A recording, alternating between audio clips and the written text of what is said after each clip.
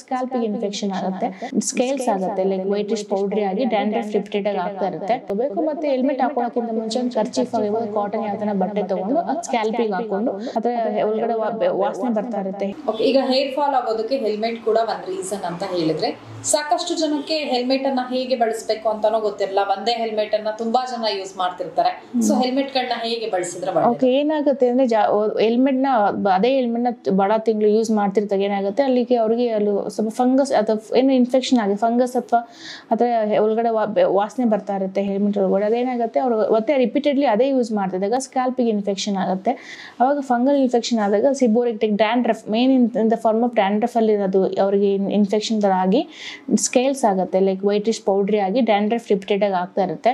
So ಅದನ್ನ prevent ಮಾಡಬೇಕಾದ್ರೆ ಸ್ವಲ್ಪ ಹೆಲ್ಮೆಟ್ ನೀಟಾಗಿ ವಾಶ್ ಮಾಡ್ಕೊಂಡು ಇಟ್ಕೋಬೇಕು. ಮತ್ತೆ ಹೆಲ್ಮೆಟ್ ಹಾಕೊಳ್ಳೋಕ್ಕಿಂತ ಮುಂಚೆ ಒಂದು ಕರ್ಚೀಫ್ ಆಗಿರ್ಬೋದು, ಕಾಟನ್ ಯಾವ್ದನ ಬಟ್ಟೆ ತಗೊಂಡು ಅದು ಸ್ಕ್ಯಾಲ್ಪಿಗೆ ಹಾಕೊಂಡು ಅದ್ರ ಮೇಲೆ ಹಾಕೊಳ್ಳೋದು ಬೆಟರ್.